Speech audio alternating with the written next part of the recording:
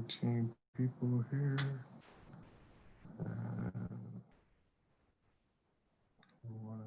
Oh.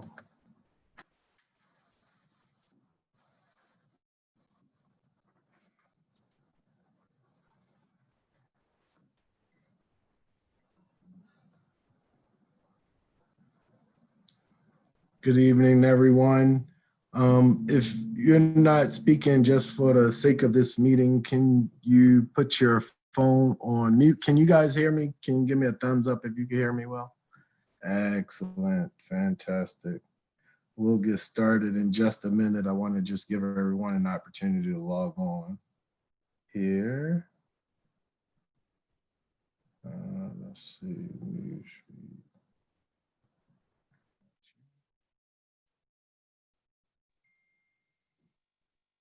And Raul and Ian, I think I did it correctly to set the Facebook part up. You let me know. I'm not sure. Okay. Oh, it is. I think it is. Here, a minute. Yeah, I'm not sure if it's actually there. Cool. Is Delegate Wells here yet? Let's see. I don't see her.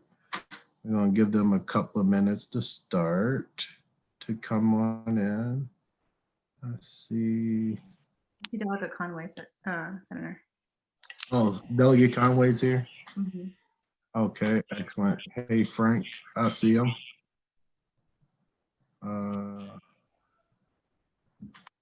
We could get started in probably about 3 more minutes. I try to let me put the agenda up here so we can see that.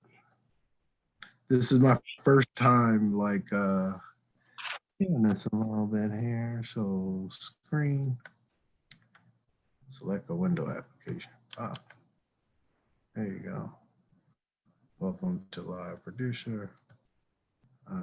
Use stream key, choose how you want to start. All right, cool. Okay, I think that's not right. I have a video up there. What is that? All right, yeah. Oh, sharing, you are sharing your screen. So let's go to the agenda. Are you all able to see the agenda?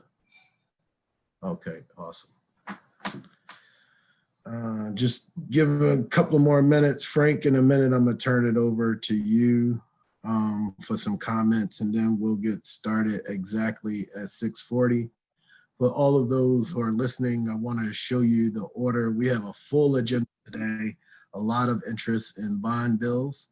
And so we're going to give each person 5 minutes. There may be questions from the legislators, but we are starting with Baltimore Beauty Bubble LLC, going to Arch Social Club Inc., then Arch Social Community Network, Harlem Park Community Development, Hill Displaced Behavioral Health, Kappa Alpha Psi Foundation of Metro Baltimore at 705, Lamondo, Pi Omega LLC, Positive Youth Expressions, the Striver Brothers, Coppin Heights Community Development Corporation, the Heritage Crossing Residents Association, Memorial Apartments Corporation, the Urban Oasis, and Save Another Youth.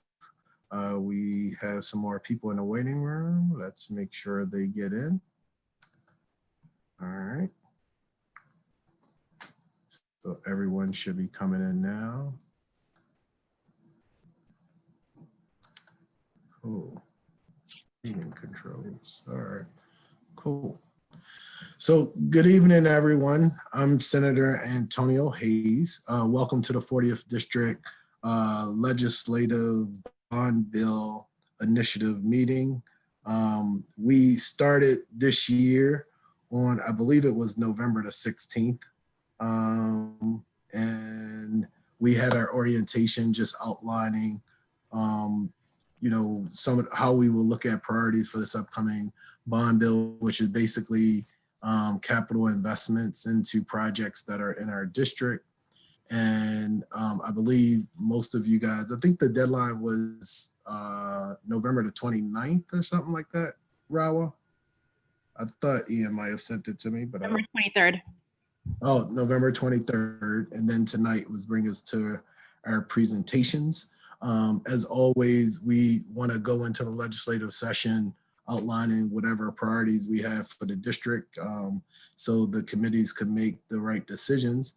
And so in the past, we've had some great projects come before us, and I'm sure tonight will be no different like other nights. And so looking forward to some of the presentations, and I want to see if my colleague Frank Conway have any remarks that he would like to share with us this evening. Good evening, everyone. Senator, can you see me? My screen keeps blinking in and out. It's saying I'm updating my Zoom link. I'm not sure. I can't see you right now, Frank, but I could hear you very clear. All right. Well, I would like to thank everyone for coming in this evening, and I look forward to your presentation. And that's pretty much it right at this moment. I'm with the Senator. Excellent. Thank you. And Thank you. Delegate Wells, have you joined us yet? I'm here. Excellent. Would you like greetings? Just good to see everyone, and thank you for all the applications. Looking forward to hearing the presentations. And thank you for being here. All right. And as you all know, we were quite fortunate to have one of our own, Delegate Mosby, ascend to be the president of City Council. And so instead of one senator and 3 delegates, we now have 2 delegates until a replacement by the State Central Committee is chosen. But hopefully everyone has had an opportunity to see the lineup. I'll just scroll up again just so you can have an idea of when you would chime in with your time. Do any of the presenters think they will have any time sharing their screen for their presentation that you'll need any help with? If you do, just let us know as we go along here. And I'm going to, so we're getting ready for Baltimore Beauty. And let me see, who's the contact for Baltimore Beauty? Oh, Miss Watkins, all right. Yes, I'm here. Are you able to put your presentation up on the screen for us? So it is not allowing me to do that. It's restricting me to share my screen. Every Okay. time I try to go in, it says the host kind of controls everything. Yeah, so let's see how we could get that going. Hide live video. But I do have it here and I can just talk through it. It's not a problem. Computer and now, 1 second, that's why I'm trying to get started a little ahead of time so we don't run into that problem. Remote control, new share. Okay. All right. What is this required though? That's the screen. Whiteboard. And you probably have to stop sharing your screen first. All right. Does that work? Let me see. No. See, if I was using my iPad, I wouldn't have any problems with this. I tried to use a computer for the first time and having difficulties. There's the more button. You're still not able to share the screen? No, it's not allowing. Let me see. Do you have to make her a presenter or something like that, or give her access? I don't know if you already said that. Possibly. Let's see. Multiple. Oh, one participant can share at a time. I'm gonna say multiple participants can share simultaneously. Is that what we want to do? Let's see.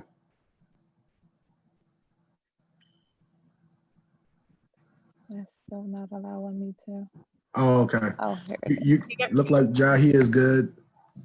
What about you, Miss Watkins?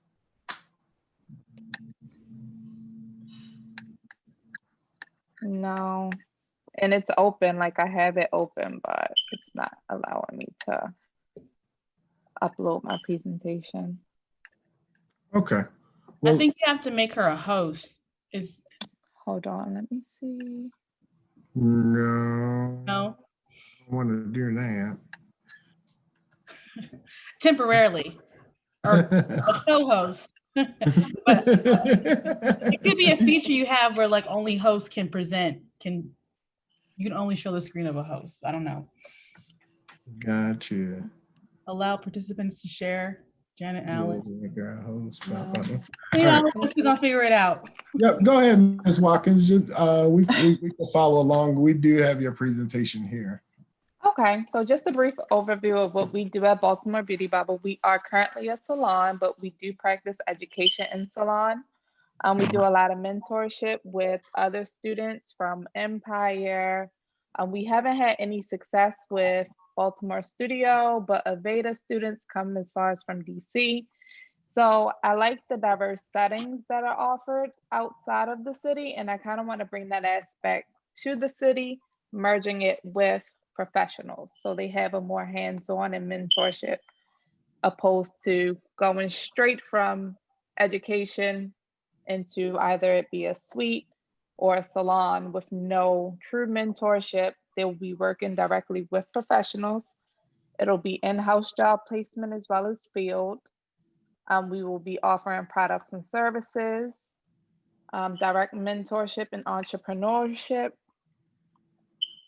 Some of our success factors in regards to what we do is, again, we have a standing salon that offer these things.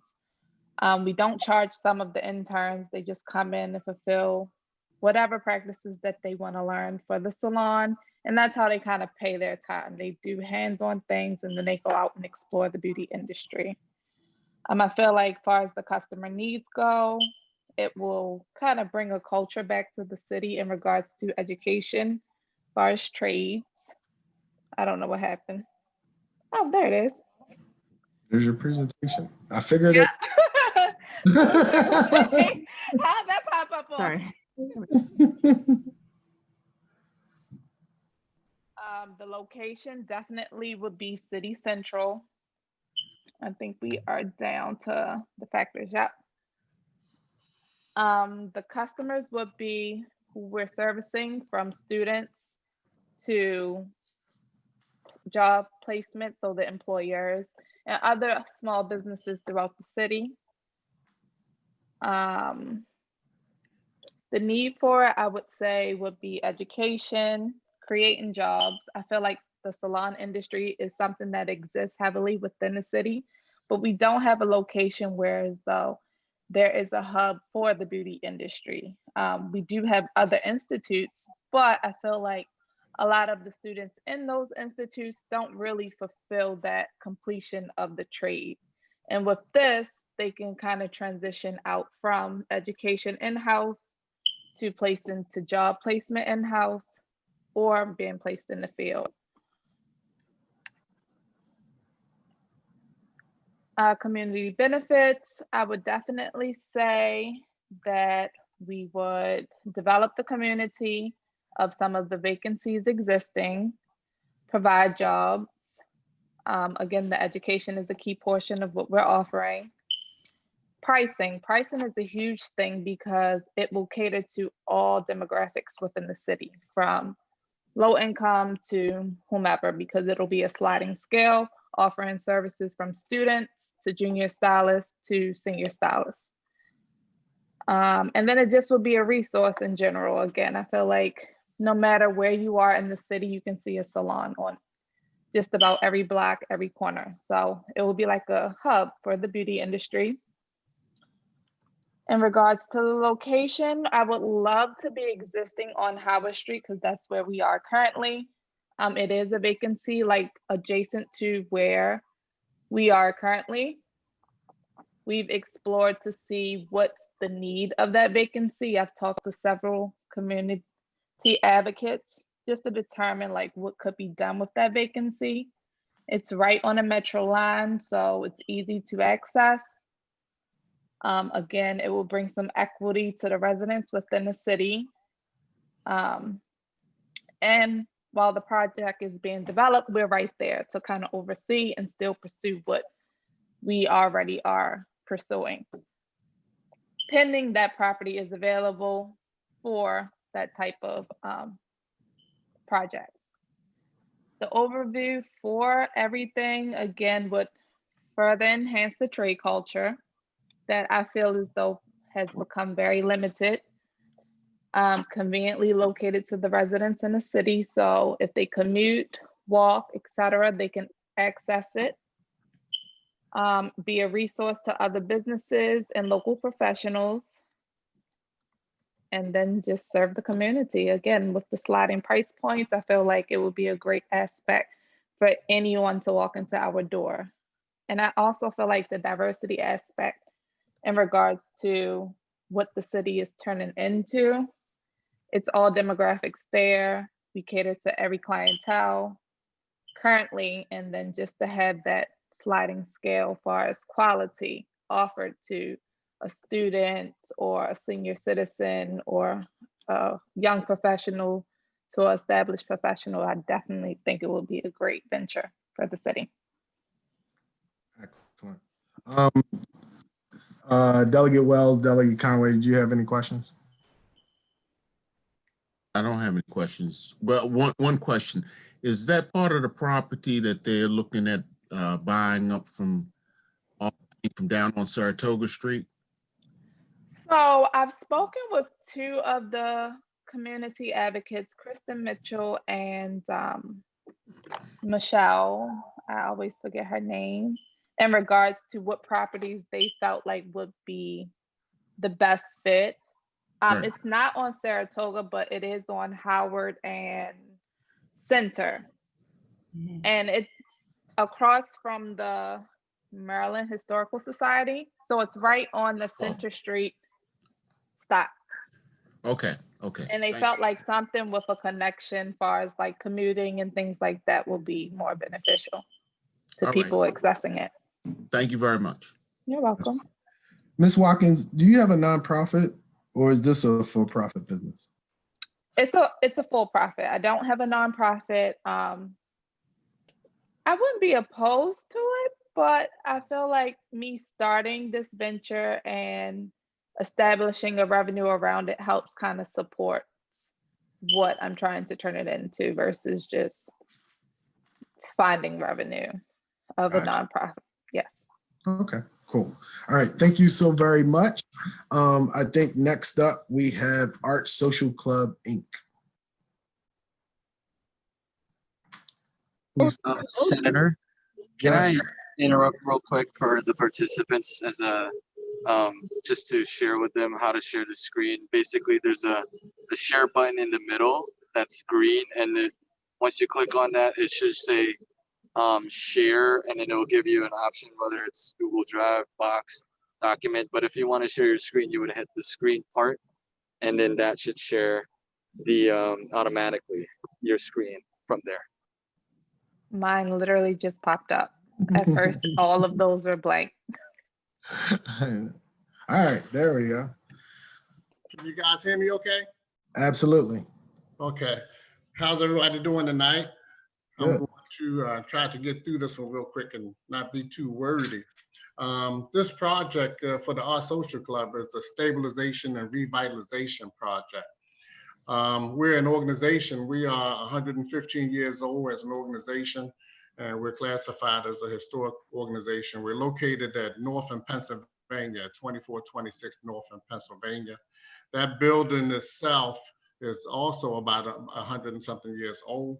It is, I should be able to move my screen, right? There you go.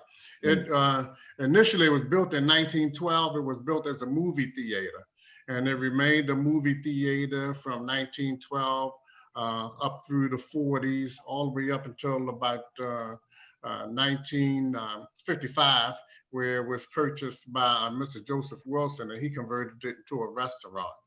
And it remained like that all the way up until about 1970, 72, when it was purchased by the Art Social Club.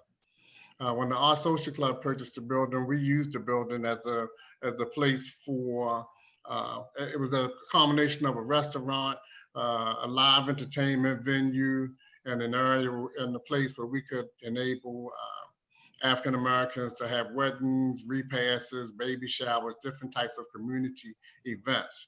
We supported, and we also supported local talent. We supported national acts coming to town.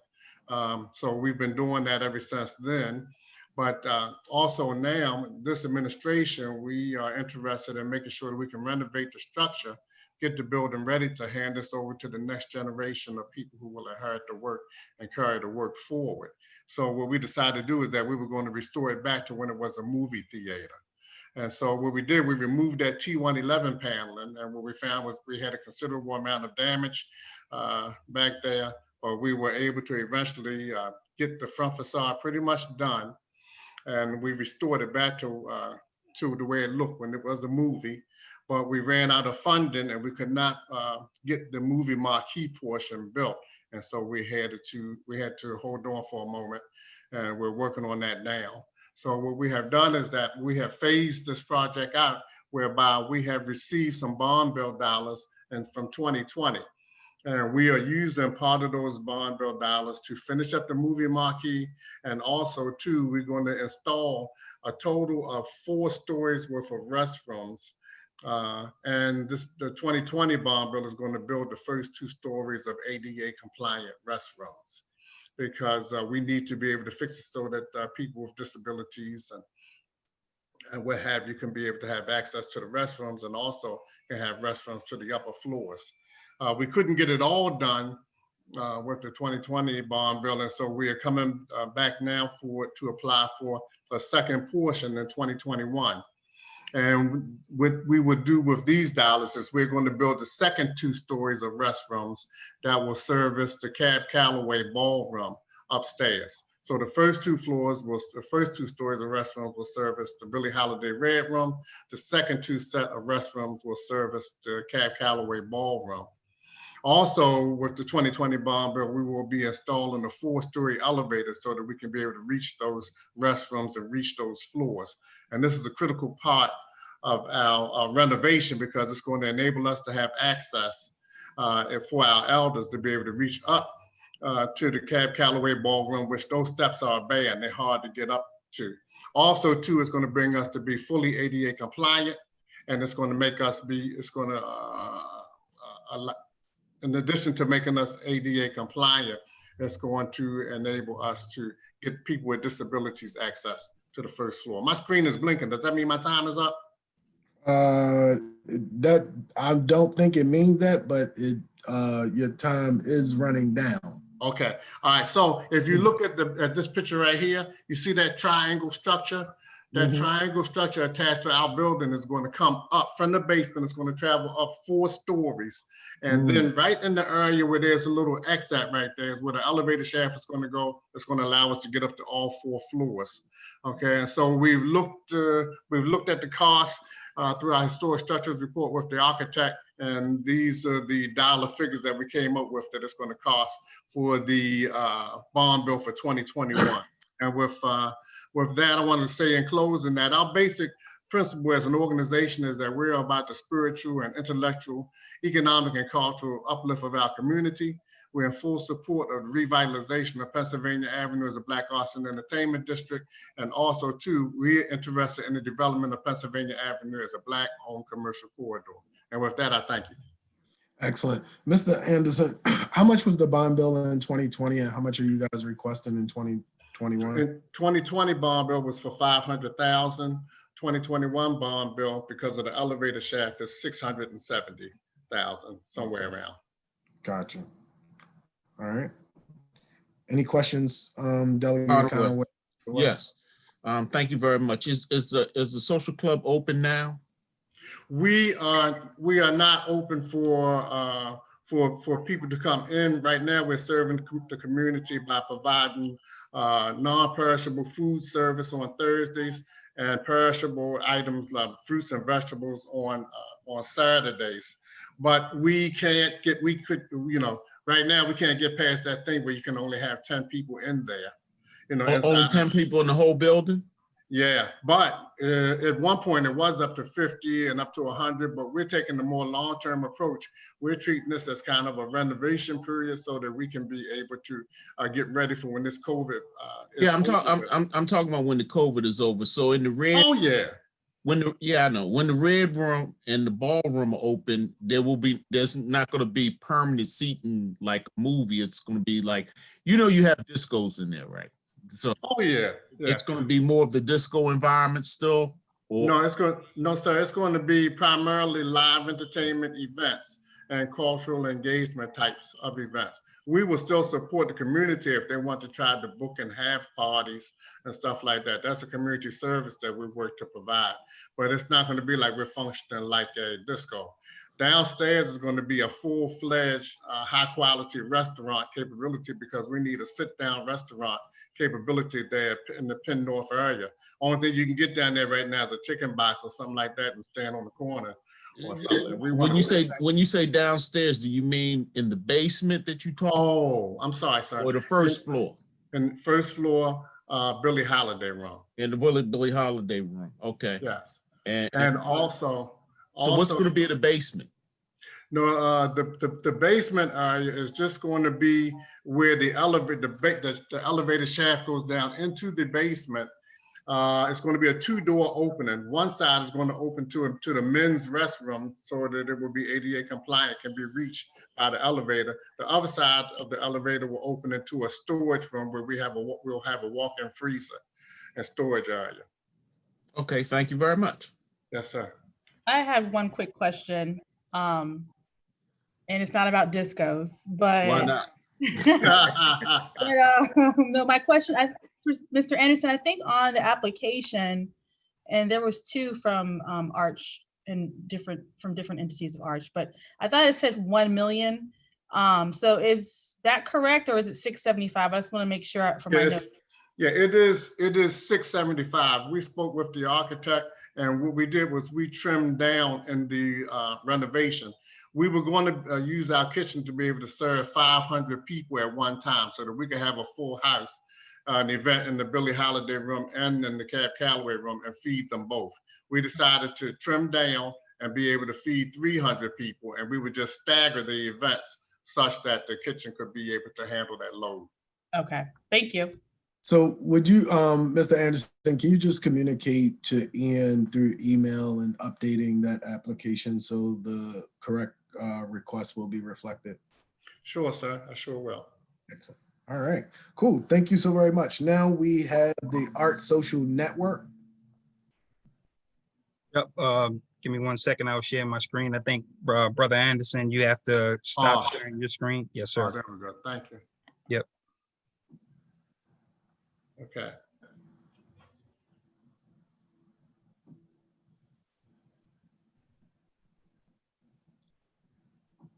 You guys see my screen, everyone? Yes, sir. So good evening. Thank you again for your time. I want to thank Brother Senator Antonio Hayes, Delegate Melissa Wells, and Delegate Frank Conaway. We really greatly appreciate your time and for you providing this opportunity for us to present our ideas to you. My name is Jahi Farr. I'm a member of the Historic Arc Social Club. I'm also a member of the Arc Social Community Network, which is another entity in Penn North that's providing different programming and services to that Penn North community. And just a quick clarification to you guys, the Arc Social Community Network has applied for the $1 million bond bill. The Arc Social Club applied for the $600,000. So just want to clarify that there. Again, my name is Jahi Farr. I'm the youth director of the Arc Social Community Network, and my focus, or our focus there, is to, number one, build a vibrant community and build a vibrant economy there. And for two purposes. One, again, is to build loyalty with the youth in that community. And two is to help them to adopt a progressive culture, which is a calculated system that provides a high probability of human success. And that's just a bunch of words to say that we want to make sure that they understand their histories, the past, and of course, the lessons learned from the past, okay? So our mission is here. We have different programming there. We have cultural engagement, economic cultivation, community outreach, and I already spoke about the youth development portion. The vision is, the main focus of our vision there is the legacy of the Historic Arc Social Club and making sure that we're passing down lessons to our youth in our community. So some of the things that we've done thus far in the community in terms of revitalization actions, we've actually been able to raise and garner over $1 million for programming and property improvements. Of course, we haven't received all that money yet, but a lot of that money has been committed to our programming. We've developed a budget and plan to revitalize 17 abandoned properties at a total cost of approximately $2.9 million. We've been very active in mailing out certified nuisance abatement letters to a lot of those properties that have been abandoned for over 10 plus years. Our youth and development program has been responsible for cleaning those properties since 2017, and we continue to do the work there. Moving, just to give you a visual of the area that we're talking about revitalizing, we have Penn North, we have the 1600 block of the 1700 block of Carey Street and the 2400 block of Stockton Street. Just to point out 2 properties that were actually donated to the Our Social Community Network from the Cap, Calloway, and Murphy family, the 2422 and 2422.5 Pennsylvania Avenue properties, which will be used for programming by the Our Social Community Network. This is Stockton Street, an area that we clean regularly every week. And make sure that it's maintained. We've been providing opportunities to the youth to actually clean and learn how to build up different activities in that community. We've also helped the Arc Social Club garner funds for the new marquee. This is a tentative draw of the properties and how we want to rehab those. We're actually working on some better renderings that we'll have in the first of the year. The property on the right side will be the museum dedicated to the Cap Calloway family. The property on the left side will be a health cafe where individuals can come buy health foods, but also herbal remedies and things of that nature. Moving forward, so some of our priorities and what is our economic engine there? Our economic engine is based in the FET model, which is food, entertainment, and tourism. The Historic Arc Social Club is already working for that FET activities. The Cab Calloway Museum will continue to support tourism. The 2422 property will continue to bring nutritious food options to that area. We've also talked to different partners such as the Black Arts and Entertainment District CEO, but also Safe Streets and other organizations to actually rent some of the vacant space that will be over top of the 2422 property. Healing Gardens, this is something that we've actually built or started building on Stockton Street. Again, and this shows the importance of, beautifying some of the vacant lots. Before we actually started cleaning the lots on Stockton Street, people were using them as dumping sites and things like that. We actually had Brother Antonio Hayes come down and help us out a few times in cleaning up some of the mattresses and stuff that was dumped during, the COVID time. So thank you for that, Brother Senator. Just some more outdoor activities that we're planning to develop on the 2400 block of Stockton Street. And this is, a visual, and of course we will be enhancing that visual of how we see Stockton Street in the next 5 years. These are some of the economic jobs that will be available once those particular properties are rehabbed and renovated and constructed. I've personally done a bunch of these jobs just for the Historic Arc Social Club when I first started volunteering there. So we know that these jobs will be available based off of the tourism and the foot traffic through that corridor of Pennsylvania and North Avenue. Just another visual, skipping through that. A few of the buildings we will have that will focus mainly on the development of youth, the mind, body, of course, actions there. We have a mantra that is stated every time we meet up every Saturday, that our mind, body, and spirit are aligned and healthy. And we believe by consistently repeating these mantras that we align our body with our mind and that our subconscious begins to act out those particular mantras. The middle building, again, none of this is drawing to scale. Just want to give you guys a visual. Of course, we'll have our complete renderings to show you guys by the first of the year. But the middle property will be used for resume building, technology, CAD designs, and things like that. And we will make sure that the youth understand that they're learning this, not just to learn it for their own personal benefit. Of course, they're going to benefit from it, but the things that they learn that must be invested back into the community. So we're trying to build loyalty by investing our time, resources, and paying to the youth to learn these fundamental trades.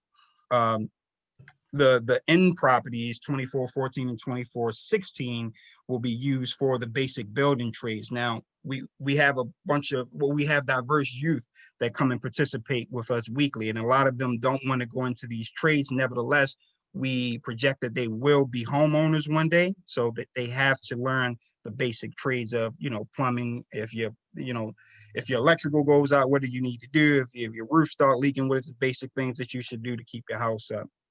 Moving Brother right Jahi, we need you to wrap up a little bit. Yes, sir. Yes, sir. I'll be skipping right to the end then. So Carey Street, the vision here is 10 additional properties. Now, we've spoken to Penn North Community Association and some of the residents there. They unfortunately don't want to have youth programming there, but they do want residents to be in these particular properties. We believe if we can get them and stabilize them, they won't be demolished and left to just look like an abandoned land. And this is just nuisance abatement stuff that we sent out. And this is our tentative project time. Yeah, and that's it. Concerns and then questions for you guys. Oh, thank you. Yeah, thank you for letting me get through all of it. No, it's all good. Yes, sir. Els and I'm gonna delegates, stop sharing, brother. any questions? I just had a question. So the majority of the money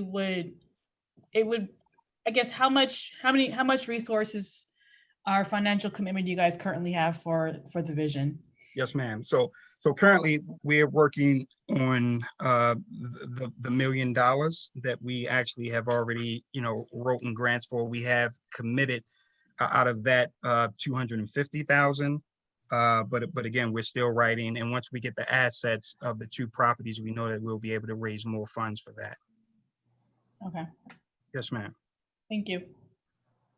No questions. Thank you. Questions? Yep. Thank you. All right. Thank you, Brother Jahi. Appreciate Next, your time. we have Harlem Park Community Development. I think I kind of got a system here.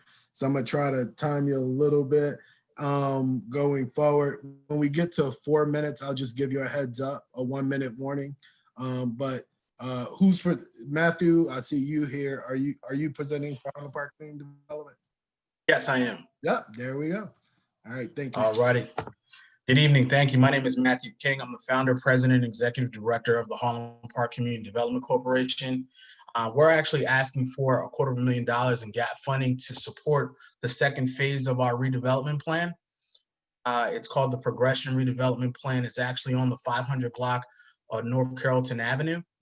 Our organization had the opportunity to go ahead and participate in the 2020 University of Baltimore Reed's Fellows Program, pitched for $1 million. We actually developed this plan within that program and actually won the pitch. So we actually are getting the funding from Baltimore Community Lending to go ahead and support the second phase of our redevelopment plan. We're looking to acquire 5 properties from the Vacancy Value Program, City of Baltimore, on the 500 block of North Carrollton Avenue to produce 9 apartment units with 2 new construction single-family houses. And the first 4 phases of our plan has proposed funding. The first phase is coming from the State of Maryland Department of Housing, Community Development Net Zero program. The third phase of the funding is coming from PNC Bank, and the 4th phase is coming from Enterprise Community Partners. If you look at the capital stack, you can actually see that we're actually going to be getting that loan from Baltimore Community Lending for $566,000.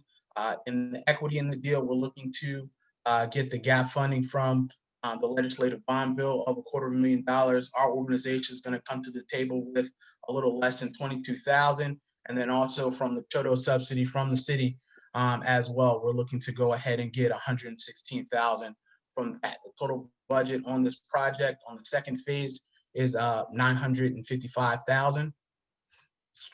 The individuals actually that are going to be renting from us are going through our How to Live program, where they actually are taught how to live. Our organization is in the process of becoming a HUD housing counseling agency with a partnership with Home Free USA to actually go ahead and provide first-time home buyer assistance programming, but also homeownership programming as well that individuals will go through, and that is a partnership with Metropolitan United Methodist Church. We are going to be the guarantors of this project. Our construction partners is Plano Construction, who is our general contractor, Seawall Development, who is our construction consultant. Our architectural firm is 33 Design / the parent company, and our HERS rating consultant is PEG LLC, who is our HERS rating consultant. All of these properties are actually going to be energy efficient, and they're going to follow the net zero guideline. Let me go all the way down here. You can actually see these are the various different initiatives that we are doing right now in the Harlem Park community. This project will go under that homeownership portion of our programming. And this is something similar to what the properties will look like. We are going to go for the new construction for the existing structures. We are going to do some facade changes on the front of them as well, but they are going to follow the look of the community.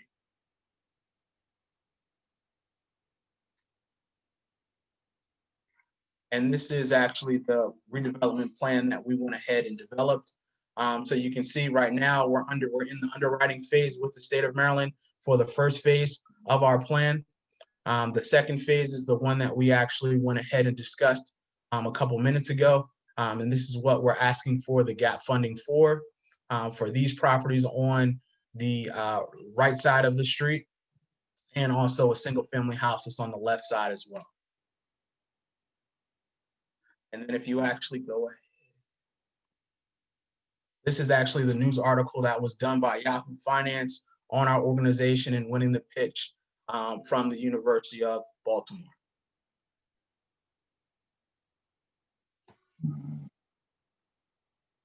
Thank you for your time today. Thank you in advance for your consideration, and we look forward to following up with you guys on the gap funding. Excellent, and thank you, Matthew, for getting it in under 5 minutes. You might catch us up a little bit here. Delegate Wells, Delegate Conway, any questions? I'm good. No questions. All right. Thank you. Excellent. We're going to go to the next project, which is Hilda's Place Behavioral Health Org, which will be followed by Kappa Alpha Psi Foundation. Who's representing Hilda's Place? Sonny Price right here. Oh, good morning. Good evening, Mr. Price. Right, so I hit the share screen button. Yes, sir. And okay. All right, and it's starting to come up. There it is. I don't see it. We see it. Which screen do you want to be? Whatever's on your screen is showing now. It's showing your Zoom. Is there a document there that you want us to see? We had a PowerPoint that we sent in to you guys. Oh, okay. Hey, Ian, do you have that PowerPoint available? I can try to locate it right now. You can give me like 1 minute. Okay. And then in that case, is it Sunny? Sunny, yes. Okay. If you don't have the PowerPoint on your screen, you don't have to share your screen. If you could hit stop sharing. And Ian from my team is trying to pull up your presentation in just 1 second. Okay, so you say stop sharing. I don't even see that. Yeah, it should be, what is it? It should be sometime, it depends on what you're using, but it should be a little there, I think. Okay. There we go. There it is. Excellent. All right. Thank you. Thank you again, everyone. Good evening, everyone. Hilda's Place Behavioral Health Organization is a 501c3 nonprofit organization that cater to individuals in Maryland, Carroll County, Westminster with substance use disorder and mental health issues. Our mission is to provide individuals with the tools of recovery so that they can go back to the community productive and live alcohol and drug-free lives. Am I able to move this screen, this down? Okay, thank you. Our founder, her aunt, the matriarch of her family was in Trinidad. She opened up her home to individuals in her community was less fortunate, it was homeless, had substance use disorders, and she began to use her resources, her finances, and her home as a place to help people try to redirect and transition their lives. And she brought that same model and that same mindset here to Maryland. And we established Hilda's Place almost 3 years ago. We like I said, we service people in the Baltimore City area, Carroll County, Howard County. Actually, when we first opened up, she and I started together opening this place up. We had one of our first youth, our first year, we had a 10-year-old that had a major substance use disorder to cannabis. And so we had to develop a youth component so that we can have individuals that come from the Department of Juvenile Services in Howard County come to us to help get these people back on track from substance use disorders. We have established these other facilities. Our services include assessments, referrals. We have certified IOP, OP groups, medication assisted treatment, mental health therapists, and doctors on site. We have gambling recovery. We do DUI, DWI. We have meditation, acupuncture. These numbers that you see, these numbers is kind of skewed because we have 5 locations right now, and all of our locations are full to capacity. And one of the biggest challenges that we have is finding housing and keeping people in a safe environment once they come to treatment services, which we provide transportation. We were able to get some supporters to help us fund. We have 4 vans and 2 buses where we transport all the clients from the residential housing to the treatment facility. Every day they get treatment services, they meet with their counselors, individual sessions, group counseling, acupuncture, massage therapy. We provide all of these services to the clients, and then we transport them back to the various locations. Some of them are independent, some of them driving, some of them come in, but the majority, 85% of our population, we transport via services and buses and vans that we were able to get funding through supportive people from the community. Right now, we were asking for, I think it was $480,000 to provide some housing for the services for the people in Baltimore City, and to purchase the housing locations down on the 2900 block of Alcantara Terrace, the 2300 block of Edgemont Street. We have 2 houses on Edgemont, 1 house on Alcantara, and we have a 16-bed facility in Howard County on Beaverbrook Road. And you know, the thing is, the biggest challenge that organizations such as Hilda's Place face is that when you pick people up out of these downtrodden state of being and lifestyles, and you provide a service that stabilizes them and give them the tools where they can become productive members of society. And then most of them burn bridges. They don't have nowhere to go. They come from homelessness, come from shelters. So what we're trying to do is we've been trying to provide housing and long-term care for providing wraparound services, so people don't have to go back to that same thing, but they continue to move on and transition to the next stabilizing part of their lives. So that's our goal, to provide wraparound services, provide housing to individuals so they can live fulfilled lives, man, in Baltimore, Howard, Carroll, Westminster, all the counties that's in the state of Maryland. Excellent. Thank you, sir. Is there any questions from Delegate Wells and Delegate Conway? I had one question. I'll keep it brief, but I just wanted to understand your model a little bit better. So I know you mentioned there's a lot of transportation of individuals or clients to services. I guess, can you just let us know, like, how much of the services are being rendered in Baltimore City to your clients? How much is being rendered in Howard County and Columbia and Carroll? Do you guys keep track of that, or can you provide that information? We have approximately 3 houses in, like I say, 2 on Edgemont Street and 1 on Alcantara Terrace. And I guess it's about, maybe, if I have to do a percentage, I would say about 60% of Baltimore City is transported to our headquarters, which is located at 2480 Roxbury Mills Road in Glenwood. That's where our base is at. But I think it's about 60 to 65% of our clients come from Baltimore City that's transported out there for treatment services every day. And all your, I think I get confused. So all your services are residential. Is that what the transportation is for, just for the residential individuals, or is that for outpatient also? That's for outpatient also, absolutely, because we have, like I said, we have independents. So we pick up individuals from their homes. We have some vans that have, we have a transportation coordinator who has a route, and they pick up the clients from different home locations and bring them the services and take them back. Okay, thank you. Delegate Conway, no questions? Okay, excellent.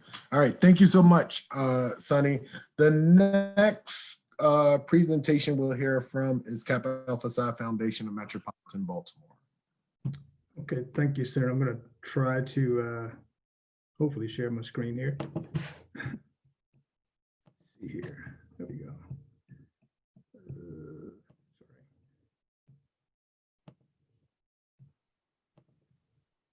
All right, please let me know if you can see my slide. Yes. Okay, thank you. Yeah, I'm Chuck Harris, the president of the Kappa Alpha Psi Foundation of Metropolitan Baltimore. We are, the next slide shows you our mission. I'll just highlight some key points from it. Our key parts of our mission is inspire Baltimore's youth, improve the quality of the communities, and also the biggest thing is the community service, youth development, and charitable giving. Thank you, Senator Hayes and Delegate Wells and Conway for again giving us the opportunity to present. The key thing I would say as far as our mission, the community impact has been, we are 25 years old this year. We've mentored over 400 youth. We've given over 200,000 in scholarships. You know, on an annual basis, we feed community residents of about 150 residents through our Thanksgiving for All program annually, and you know, supported by the community and certainly Senator Hayes and his team. Our key effort is to continue the improvement to the infrastructure, the key infrastructure that we operate within.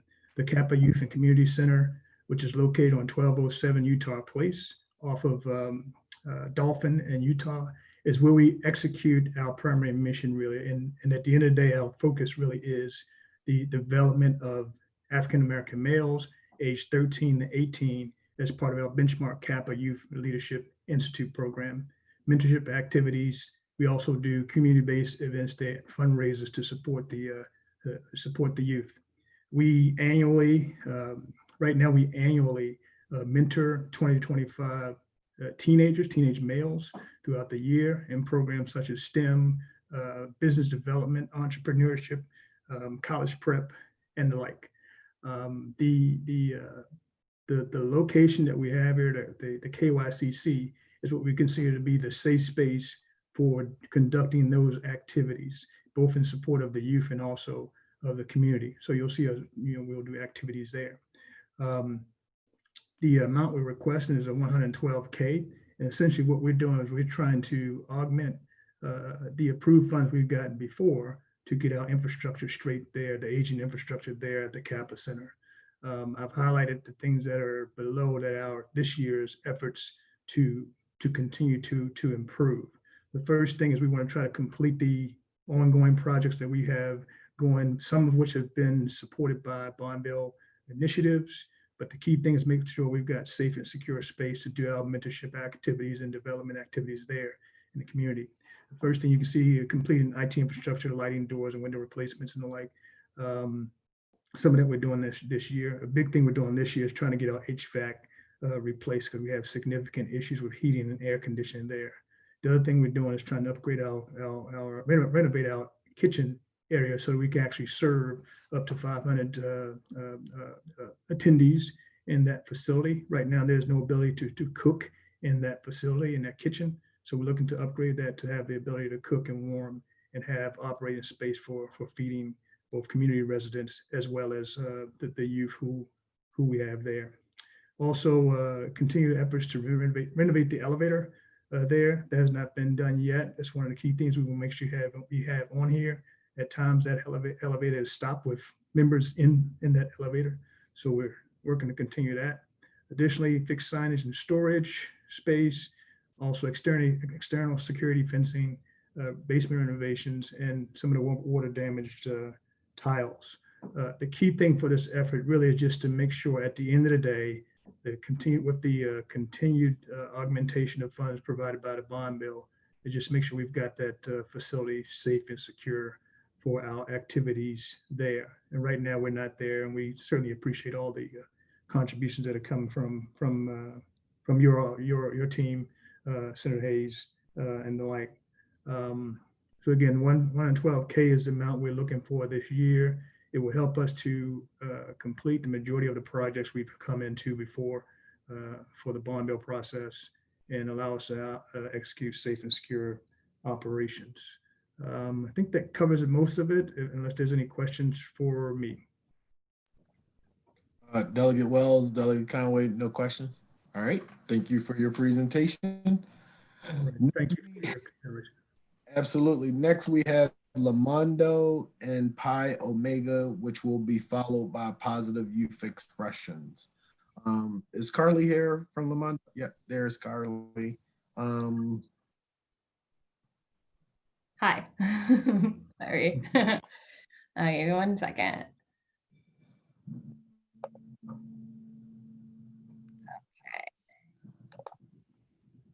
So, hello again. I'm Carly, Carly J. Bales. I'm a local artist and organizer based here in Baltimore City. I'm also the founder of Lamondo, which is an artist-led initiative that has been transforming 3 vacant commercial buildings on Howard Street into an artist-owned cultural hub for experimental art and community-driven work. So a little bit about my background. I'm a performance artist and a director. I started working in Baltimore in 2011. I founded an independent art space called EMP Collective downtown with a group of multidisciplinary artists.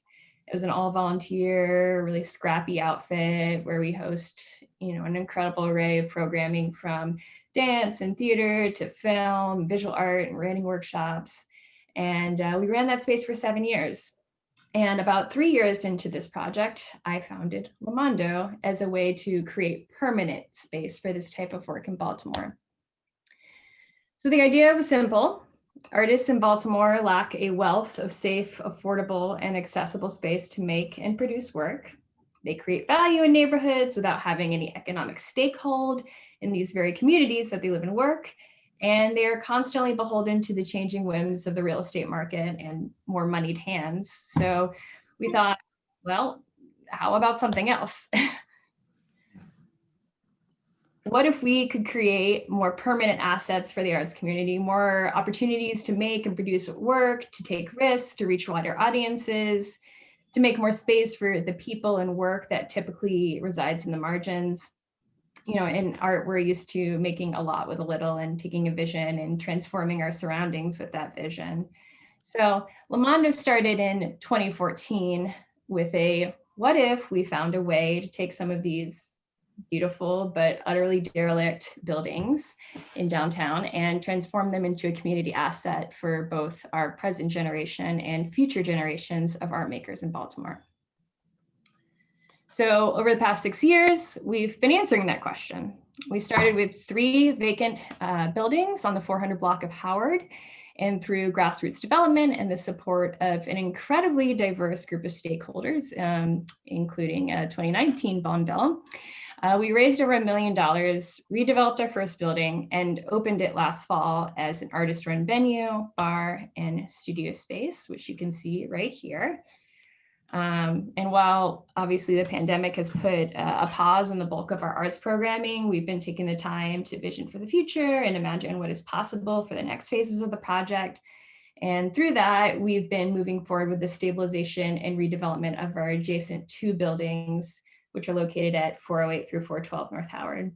In these spaces, we see a black box theater, a cafe space on the first floors, and affordable live work spaces for artists on the upper floors. These are some shots from our opening party last fall. So as you can see, these other two buildings require a great deal of work to get their bones back in shape, but we've been able to accomplish that and begin work on the facades this winter.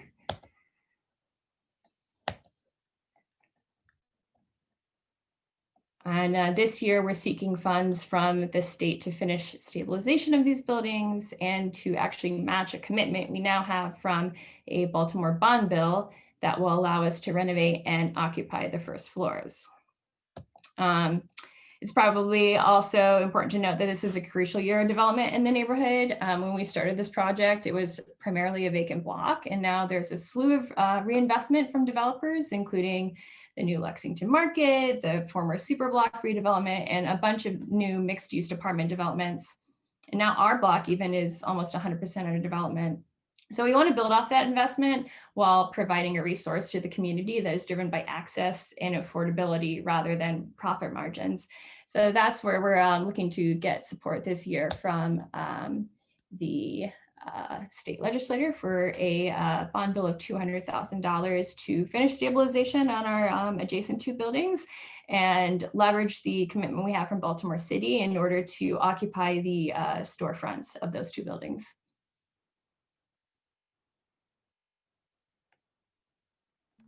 Is that the end? That is. Excellent. Thank you so much, Carly. Delegate Wells, Delegate Conway, do you have any questions? I just had one. If you could just clarify your already committed money that you have. So we're in the midst of finishing the stabilization of the adjacent two buildings, the buildings that will house affordable live workspaces, cafe space, and theater space. We have a $100,000 commitment from the City of Baltimore Cultural Spaces Bond Bill Initiative. That'll go into effect in FY22. So we're looking to sort of use a bond bill to connect the finishing of stabilization with the funds that we have committed from Baltimore City in order to kind of catapult us into that next phase that will allow us to occupy those storefronts. Great, thank you. Question. Well, those are the funds that we as the legislator give the city the authority to spend, but we never figure out how they spend those until they access the next time for the authority. Thank you. All right. Was there another question? Yeah, quick question. Yes. Is that picture that we're seeing with the ballast on it, is that an actual picture? Yes, that's in the first space that we renovated. That's the space that we were able to renovate and open last fall. So we have got a bar in there, we have affordable artist studios, and we also have a performance venue. Right, okay. Thank you very much. Excellent. Next, we have Pi Omega, followed by Positive Youth Expressions, followed by the Streeter Brothers. Good morning, Mr. Senator. Good afternoon, good evening, Mr. Senator and delegates. I am on with Mr. LaSaver Tidwell, who is our facilities manager. Mr. LaSaver Tidwell will pull up our PowerPoint presentation and walk us through, and he and I will be available for any questions or anything like that afterwards. This is a request to complete a project on our fraternity center, which we have already begun, and Mr. Tidwell will give you the details of which. Okay. Thank you. But first of all, we'd like to thank all the participants on this Zoom because we know all of us are valued in our respective communities. And on behalf of Power Maker Chapter LLC, which the LLC is part of the Power Maker Foundation, we'd like to make our presentation in the form of the project business narrative, Power Maker Foundation social action activities, the project budget narrative, and sources and uses document, and a small sample of thank you letters received from the many beneficiaries of the Power Maker Foundation. We know you won't be able to see this, but I'll read it very briefly. I'll just go over the fine points. Powermaker Chapter LLC and Foundation is a group of like-minded college-educated men who have dedicated themselves to the uplift and improvement of the city and surrounding community as a local graduate arm of the national fraternity with whom it shares its goals of community empowerment and social services. The Powermaker Chapter was established in 1921 in Baltimore, Maryland, and has acted on this mission for close to 100 years. And on November 17, 2021, Powermaker Chapter will celebrate 100 years in service to the community. The chapter is located at 2003 Presbury Street and zip code 21217. The Omega Center is a two-story building containing 4,500 square feet and contains multiple mixed-use spaces. It sits on a lot size of approximately 2.5 acres. The building was constructed in 1923 and underwent significant renovations to the mechanical system and roof in 2012 and 2013, respectively. It serves the Coppin Heights neighborhood as a hub from which a myriad number of community service activities emanate. These services are in great demand because the community, as you know, leaves the city in the most challenging conditions. It is a highly impoverished community. In fact, in 21217 zip code, the census tract indicates it is the poorest in Baltimore City. Almost half of the residents are either unemployed or not otherwise in the workforce. The neighborhood boasts the highest healthcare disparities in the state of Maryland, has the highest number of returning citizens from recent incarceration, and a staggering 68% of the children of the community's families qualify for free and reduced lunches. These are but a few of the indicators of the nature of the social and economic challenges of the community in which the Omega Center sits. It is also the reason why Powermaker Chapter and Foundation has not chosen to exercise the option to relocate, as so many others who have education, wherewithal, and mobility that would allow them to pursue this option. The challenges faced by the immediate surrounding community are daunting, but they are the very reason why Powermaker Chapter and Foundation tends to preserve the Omega Center as a place of hope and progress for the residents of this Coppin Heights neighborhood. Powermaker Chapter and Foundation has previously undertaken an energy retrofit for the building through a contract with Healthy Neighborhoods Baltimore Energy Initiative Loan Program. This provided the chapter's initial investment in the total renovation of the building and its leverage for the current bond request. The funding of this request will allow the building to complete the renovation process and continue the valuable services to the community outlined below. In 1983, we purchased the building. The members decided to renovate the building on its own. A lot of our membership were teachers in the Baltimore City public school system. And also they taught trade in those schools. So that's what allowed the initial investment and renovation of the center. Mr. Tisdale, let me take a break real quick and see if there's any questions for the delegates. Okay. Real quick. Delegate Conway, no. Delegate Wells. No. Really quick, what's your request for this year? Okay, so our request is, this is the building before we renovate it. This is the building afterward.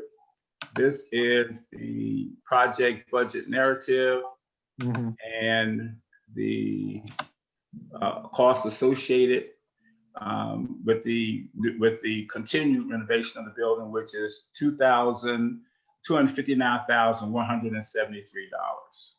Okay. All right. Thank you so very much. I appreciate it. We have Positive Youth Expressions, followed by the Scriber Brothers, and then Coppin Heights CDC. Okay, Ian has my PowerPoint. Ian? Yeah, he has my PowerPoint. I send it over. I'll look for it right now. Yeah, on the Positive Youth Expressions.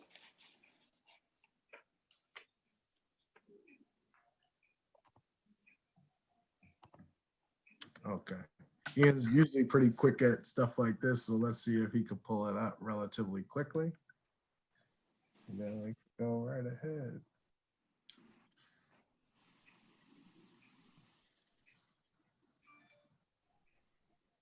Thank you all for joining us this evening. A lot of great presentations, a lot more to come. Obviously, there's a limited amount of funds that we're able to secure from the state, but as you all see, a lot of people have put a lot of work into thinking through various proposals for the betterment of the city. Wow.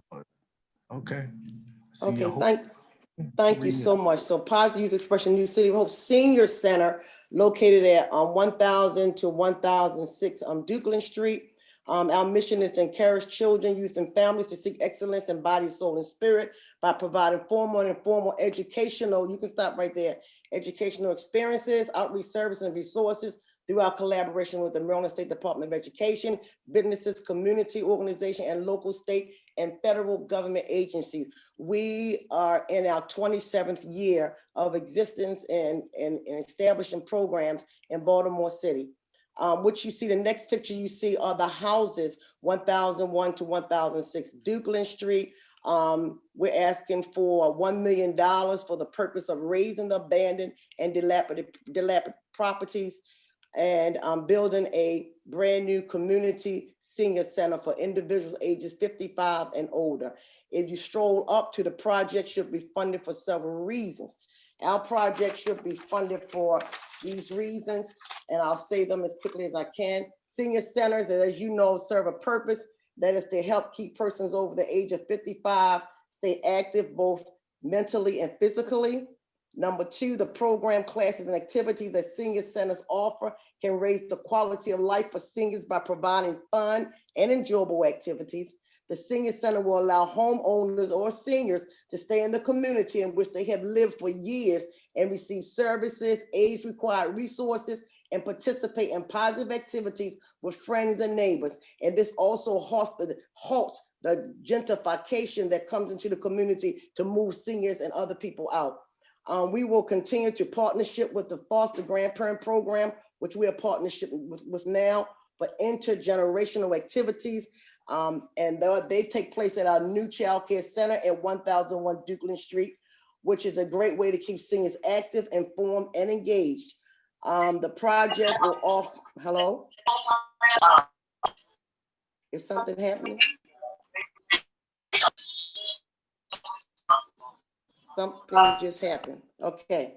The project will offer employment services to individuals certified to work with seniors. And the big thing is number 6 is Positive Youth Expressions has already invested $1,475,000 in the West Baltimore Street and Riggs Avenue community. And if you see the building here, the Positive Youth Expression Educational Institute, we invested $1,475,000 in that project. You see the front of the building, you come down, can you scroll down, you'll see the back of the building. This is the ribbon cutting we had on October the 30th. You can keep on strolling down. This is the literacy hub that we received the $200,000 2 separate years from the bond bill to knock down houses and build this literacy hub where we're working with one family at a time. That's an extension of what we're doing all through the community. In conclusion, Positive Youth Expression is asking for the bond bill in the amount of $1 million to build a senior center at 1001, 1006 North Dukeland Street. Positive Youth Expression, again, is already invested $1,475,000 in this community. This program is really important because we're responsible for our seniors, our elders. We're responsible for keeping our seniors in the community. And we've already talked to several seniors who said that they were going to leave their houses and move out of the community, homeowners, if we had not come in and did what we did. So please, we ask that you support this program and this bond bill. Thank you so much. Thank you, Dr. Any questions, Delegate Wells or Delegate Conway? No questions. All right. Next, we have the Scriber Brothers, and then followed by Coppin Heights CDC. Hi, can everyone hear me okay? Yes. Great. Okay, so thank you to the delegation, and thank you to any community members we have here in attendance and the others asking for funds. We actually have 2 requests in, so I'll try to be efficient with my time and get right into it. Can you see my screen okay? I just turned on screen sharing. Can everyone see the presentation? Yes, we can see it. All right. So the first project we'll be talking about is the North Avenue Live Where You Work project.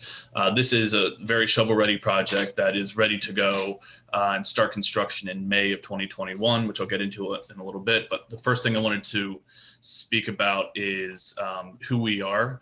We are an anti-racist development company. It's sort of an unusual model that we think is incredibly important. And we are very specifically focused on Central West Baltimore, the communities of Penn North, Druid Heights, Upton, Sandtown. And our primary goal is to undo redlining and in doing so, prevent displacement that often accompanies gentrification. We have a lot of different ways that we achieve that, but ultimately what we're trying to do is build intergenerational wealth, and how we do that is by using creative financing mechanisms. We always partnership with nonprofits and community groups.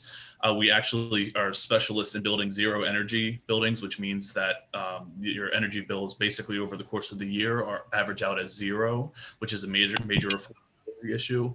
And we're also working on doing the same thing with water, which is of course an incredibly important issue for many city residents as well.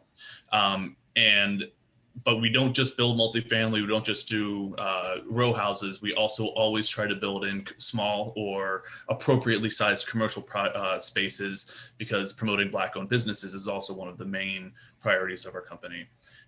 So I'll get right into the projects themselves. The project we're discussing is, again, North Avenue Live Where You Work. It's a $4.5 million, 17,000 square foot mixed use building. It's actually within 1 block of Pennsylvania and North Avenues. We already have site control over it. It has 5 ground floor commercial units and then 16 apartments up above. 50% of those will be perpetually affordable units at 50% AMI for 30 years. We strongly believe that the Pennsylvania Avenue and North corridor is at risk of going the same way as the U Street and 14th Street corridor down in DC, where it's completely unrecognizable, even though it was a major cultural hub for the Black community. So we firmly believe that ensconcing Black-owned businesses and permanent affordability into the community is incredibly important. So that's why we have that as a part of this. We also are making it live where you work, which means that the commercial tenants who live on the first, or who work on the first floor, will also have first right of refusal for any of the apartments up above. And the units are not just, not just 1 bedrooms. They're made for, there are a variety of sizes because there is no one definition of family. We've recognized that the idea of the nuclear family isn't necessarily the right way to build buildings anymore.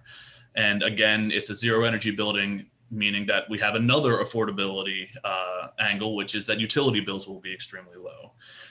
We've gotten a lot of positive feedback from the city. They've already made some 3 different funding commitments, but we still have this last little bit of a request. So we are requesting $250,000 towards the last little chunk of the construction costs that would go into this. This is a conceptual rendering. We're actually going to have a mural competition in partnership with the recently designated Black Arts District, where we are going to allow we're going to provide the space for 1, maybe 2 large murals to cover the building. We are also having, by the way, lots of community meetings several community meetings where we're taking direct feedback on what the exterior facade will look like. Hey, Brendan, can you go over the other project? Because we have 30 seconds left. Okay, so I was actually supposed to go for, I don't want to take extra time, but Ms. Michael said I should go for 10 minutes. because of the two. Is that okay, or should I? Oh, okay. They only had you listed as the one project, but go ahead. We'll give you a couple of more minutes, not quite. Okay, I'll do the other one really fast then. Okay. So the other one is one that I know Senator Hayes is pretty familiar with as well. This is the Traction House project. This is a really big one. It's a 107,000 square foot project. It's a $28.37 million project that's gotten a lot of attention because a third of it will be commercial, and it will also have 88 apartments up above. It's a very big project, and the main hurdle right now is that the building, as you can see in this picture, is half burned down, and we're going to make it an adaptive reuse project that requires quite a bit of remodeling and restoration, but using historic tax credits, new market tax credits, and various other forms, we will be able to take this hugely blighted building right in the middle of Penn North and turn it into a community hub for the residents of Penn North. Again, this is the kind of thing that will be focusing on Black-owned businesses, making spaces that are permanent, units that are permanently affordable for residents who have always lived in West Baltimore and would like to remain there. And we're requesting $500,000 to be able to acquire it, get it out of the hands of the slumlord who owns it, and start to work on it right away. But that first acquisition is really the primary obstacle to getting the project done right now.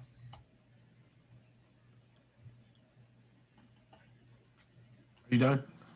Yep. All right. And sorry about that. Ian problem. texted me, and then I looked at the agenda and I saw that it was actually 10 minutes allotted for it. I guess I expected it in 5-minute interims. Any questions, Delegate Wells or Delegate Conway? Yes, Delegate Conway. Hello. How you doing? Thank you very much for presenting to us. When you say zero energy, are you talking about solar energy and solar water heaters? Or what is zero energy? So zero energy is, technically it means, if you look at your January through December bills, 1 month it might be 20, 1 month it might be -20, but on average it's 0. And usually what that means is using the passive house. We're the only passive house certified builder in the city. And just goes to show you how few people are doing this in Baltimore and Maryland. And what it means is it's deeply insulated. There's no air leakage. It's well ventilated though, which is a lot of people are not accustomed to. And then of course there's solar on the roof to get you down to 0. And you would make it so that the solar can be, the excess energy can be sold back into the grid, or? Right.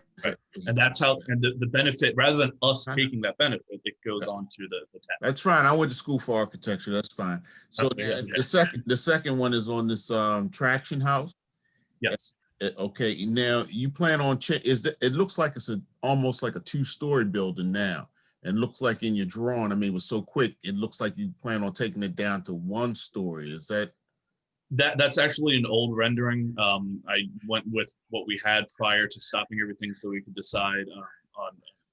Are you thinking about changing the facade or the height? No, only the height. The facade. We worked with the community association president. She has agreed to allow us to raise the height. We'll still be able to do the historic tax credits.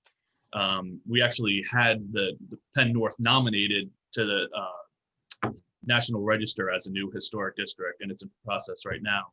The only thing that will change. Do you have an active rendering of that? I mean, do you have a? Yes, it's just not. Send it to us. Yeah, it's like an earlier stage rendering. It doesn't look as smooth as this one, but I'm happy. Okay. Yeah. Thank you. It's a test bit. Yep. Delegate Wells, are you still with us? I'm here. I'm good. No questions. Okay, excellent. All right. Thank you so very much, Brendan. Appreciate it. Next, we have Coppin Heights CDC, followed by Heritage Crossing, followed by the Memorial Apartments. We're coming into the home stretch. So Coppin Heights CDC. Very good. You have to stop sharing your screen so Coppin Heights could come on in. Yep. Sorry. Thank you again. I am joined by my colleagues and staff members, Reverend Melvin Dickens, and also Mrs. Angela Cole. And Mrs. Cole has our slideshow, and she's going to pull it up for you. This is about our West North Avenue revitalization plan that, as you well know, has been ongoing. What we have requested from the 40th District is to support funding for our target block. But if you look at the screen, you can see all of the pieces of development that are part of this revitalization project.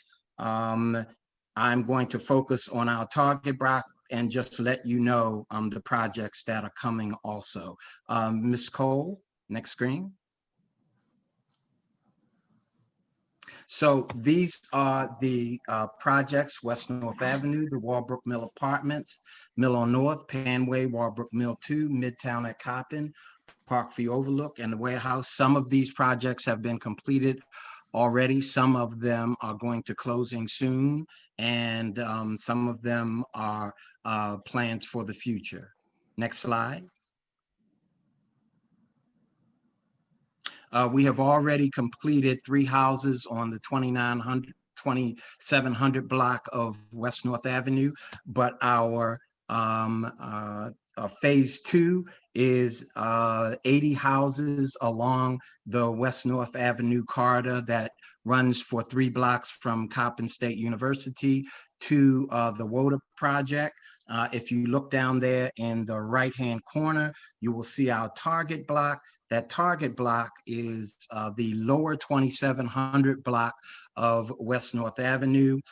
This request is specifically to support the construction and development of the homes in the target block, and also for facade improvements along the 3 blocks of West North Avenue. Our plan is that out of the 125 houses there are in that 3-block stretch, there are 81 of them that are vacant and in need of rehab. We would like to touch all of the houses on the block, with the 81 being renovated and the others some type of facade improvement.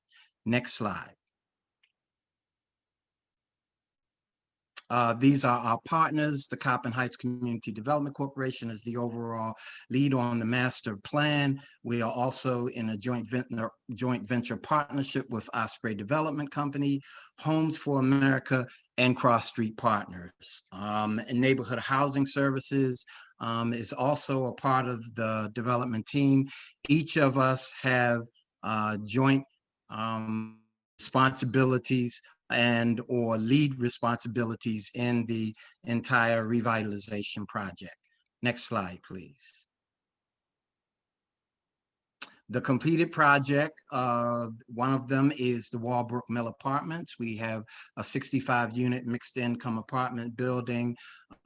We are particularly excited by the fact that of the 65 families that moved in April, 50% of them are either from the 21217 or 21216 zip code. Next slide, please.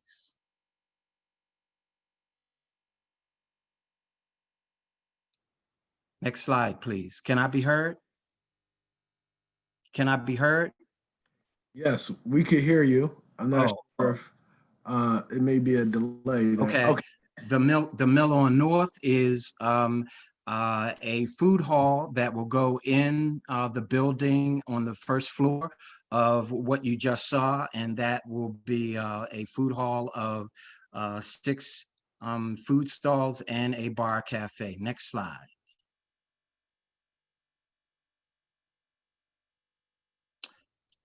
Panway, so NHS will be developing the houses immediately to the north of North Avenue, which is Panway Bradish. Next slide.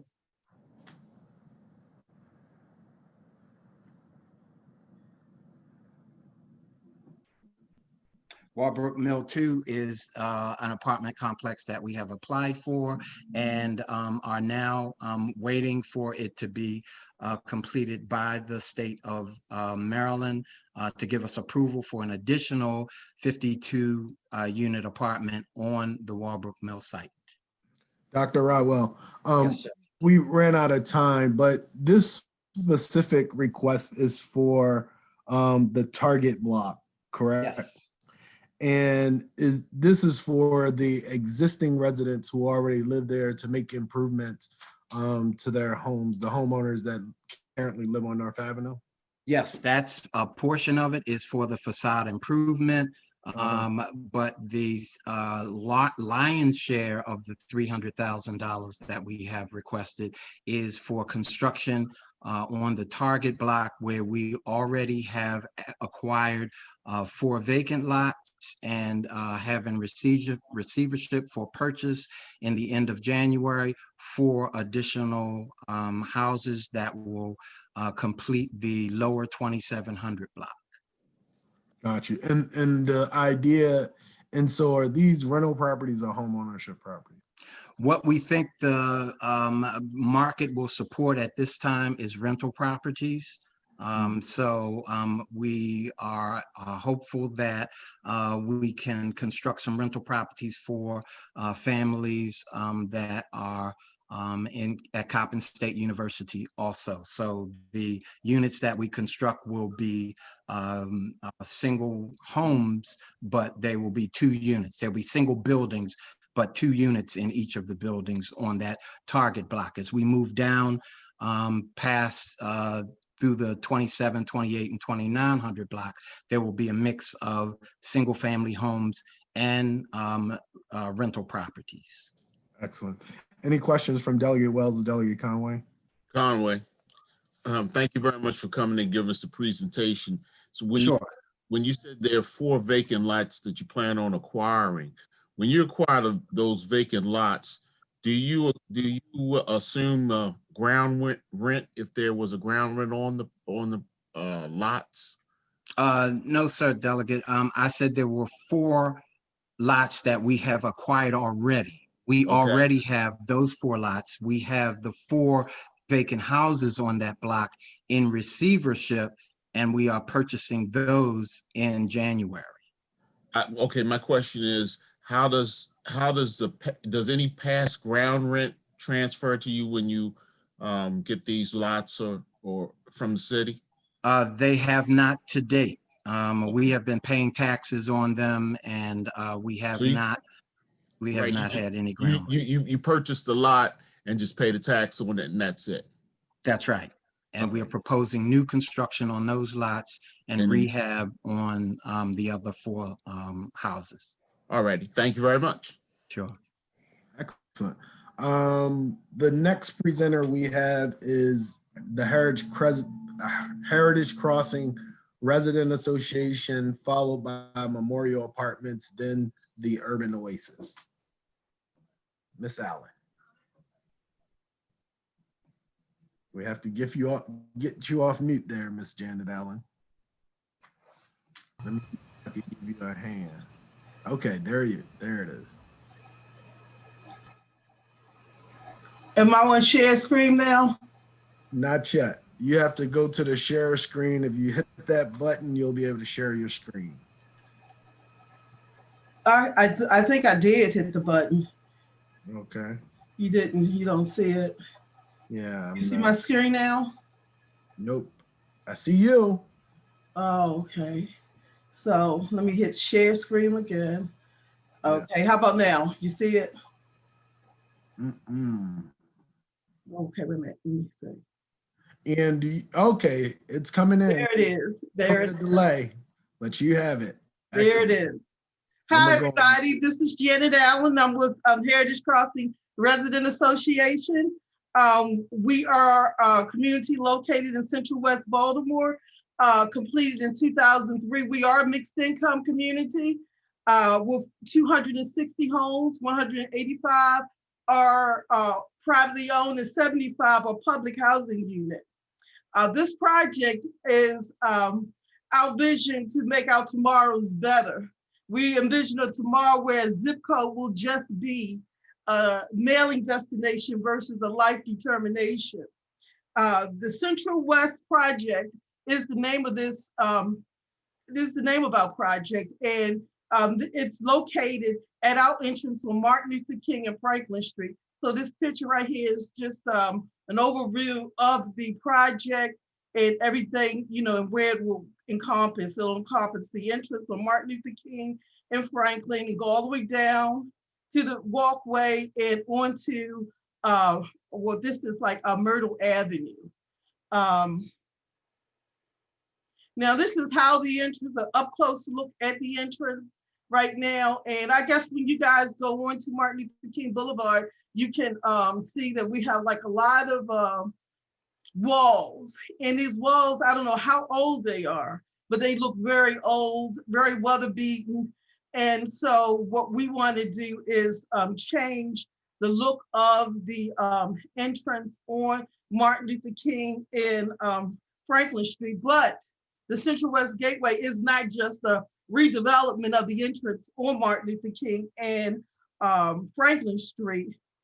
This landscape project is an important investment in the health and vitality of this West Baltimore corridor, not only Heritage Crossing, but the Martin Luther King corridor. It's an important corridor. People go up and down this corridor every day. And we are viewed by thousands and thousands of people. We were motivated by a need to create a sustainable, thriving community out of a distressed urban environment where social determinants such as concentrated poverty, crime, blight, and poor educational systems threaten home ownership and sustainability. Because like, was it LaSalle? Or no, it's not LaSalle, but like my friend Omega said, that, you know, a lot of people who can, Black people in particular, who can have moved out of the area. So what do we do to draw these people? Because we can't just survive off of all everybody being poor. We have to have a mixture of income. And we come to that conclusion because we met with Seema Iyer for the Neighborhood Indicators Alliance. We've been studying what makes the neighborhood healthy. We want to improve the odds that indicate where one lives is more important than their genetic code for determining longevity, educational attainment, success, and other quality of life issues. And so the Central West Gateway is a portion of the framework that the Heritage Crossing community, and we have a lot of partners that is working with us. We've developed this to address the disparities that negatively impact our lives and our longevity. We are literally working to add back the years that social determinants threaten to take away. Now, we have our first boost in this project was from the Community Catalyst Grant. We were awarded $40,000 for the Community Catalyst Grant. And since then, we've been receiving a couple of awards from other individuals, and also like pro bono work from like attorneys and other community partners. And this is how the project is going to look when it's completed. Now imagine driving up Martin Luther King Boulevard and seeing this. This is the type of neighborhood that people would want to live in, that they feel safe walking through. And this project has been like 4 or 5 years in the making. I first thought of this project when I went to a vacant to value seminar, and they stated, if you were, they asked the man from John Hopkins that was building up the John Hopkins East Baltimore corridor, where do you start at first with so much poverty? And he said, you start at the corners, you start in the edges. And that's what we did. We're starting in the edges to build our community, to attract people to our community and the adjacent community. The 800 block of Evanston Avenue, which is adjacent to us. Last year was, we were awarded, rather we're getting ready to develop about 33 houses. Excellent. Thank you, Ms. Janet. Are there any questions from Delegate Conway or Delegate Wells? Conway. Okay. Thank you, Ms. Janet, for coming in to give us this presentation. So with this wall, you want to put an opening in the wall to make a cut through? Is that true? Okay, so this is the final product. So it's more than just an opening in the wall. We're putting on 2 new brick piers. We're putting in signage. We're doing plantings. We're going to have a brick walkway. Right now, is there opening? There's no opening. There is an opening right now. Oh, that's where. Is there a stoplight right there? This is it right here. Yeah, this is the corner of Martin Luther King and Franklin. This is how it looks right now. Right, the top picture. Okay. That's how it looks right now. Okay. Thank you very much. Okay, and so. Okay. Delegate Well? No questions. Okay. It sounded like, Ms. Allen, you had one more thing to wrap up. Yes, and my final thing is that our mission statement is to build an agenda which lessens the negative effects of structural racism in the form of redlining, divestment, gentrification, and housing inequities in our community. Our mission is to ensure that Black lives in urban environments have an opportunity to thrive holistically in education, health, economics, and life. Therefore, leaving a legacy of a thriving Black community for generations to come. Excellent. Thank you so very much. The next presentation will be provided by the Memorial Apartments, followed by Urban Oasis, and then our last presentation will be given by Save Another Youth. The Memorial Apartments. I think you may need to stop sharing your screen now, Ms. Janet, in order for Memorial Apartments. Yeah, I'm trying to figure that one out. Don't worry. I hear That's fine. There you go. You should have saw me struggling earlier, so. All right. Can everyone see the screen and hear me, hopefully? Great. Yes, ma'am. My name is Jake Stern. Somerset Development partnered with MAC back in 2012 to preserve affordable senior housing at Linden Park Apartments, and then to create mixed income and workforce housing at the Jordan, as well as ground floor. We are now partnering on a third project, the Baltimore Unity Hall. And with that, I'd like to turn it over to Ashia, who's going to talk a little bit more about the project specifics. Good evening, everyone. My name is Ashia Parker. I am the board chair of MAC. So this is a rendering of what our building will look like when it's completed. Okay, so the building is located approximately at the corner of Utah and McMeekin Street, which in our neighborhood is considered it has been considered a racial dividing line in Central West Baltimore. The building used to be the Union Hall for the Amalgamated Clothing and Textile Workers. More recently, it was a building that was owned by the Empowerment Temple, which was named the Freddie Gray Center. It is about 30,000 square feet with 3 levels, and it has been vacant. It was actually in pretty bad shape when we attained it in 2019. We hope to use the building to serve surrounding neighborhoods of Penn North, Druid Heights, Upton, Madison Park, Bolton, and which are all in Central West Baltimore. I'm sorry. We have partnered with Somerset, which is the development company on this project. And like Jake said, we redeveloped Linden Park, which is a senior-based living center. It has 266 units.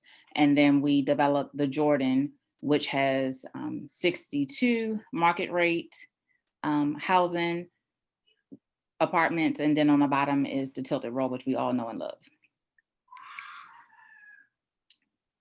So the transformation of the building. So we have a development agreement with Somerset to transfer that vacant building into a center of community arts and education and training. Ziegler Sneed will be is our architect, and we are working with Southway builders on some of the pre-construction services, and have submitted a detailed estimation of construction costs.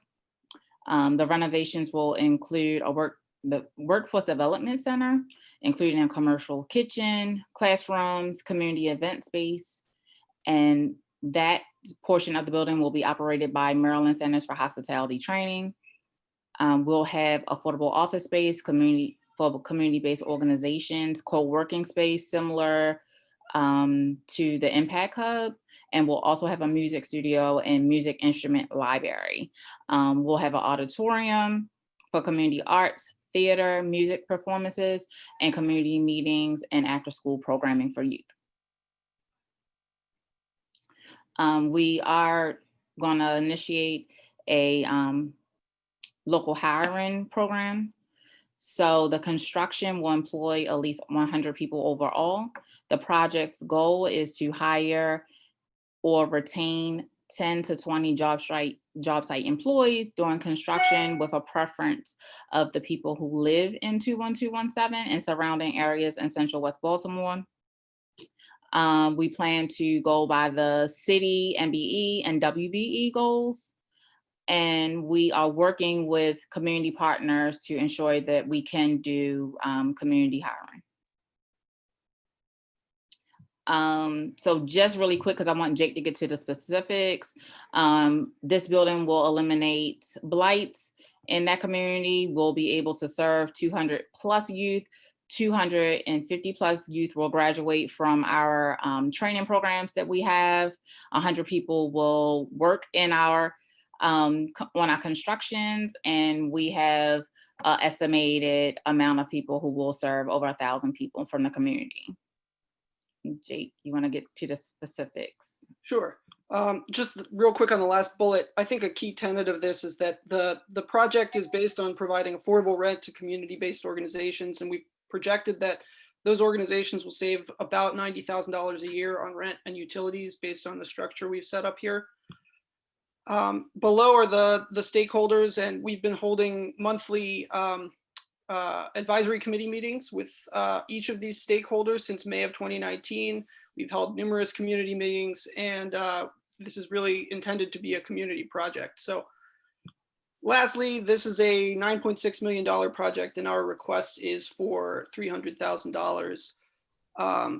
And so the details of that are here. I know I'm almost out of time, so you are out of time. Okay. Let's see if we could get you some more time if there are some questions from the delegates. Delegate Conway, Delegate Wells, do you have any questions? I don't have any questions.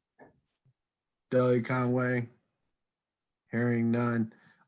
Jake, we have your presentation. We'll review the end of it, but a lot of people have been on a really long time. I want to switch over to Urban Oasis, followed by our last presenter, which will be Save Another Youth. All right, thank you so much. Thank you for having me. Let me share my screen. Can you all hear me? Yes.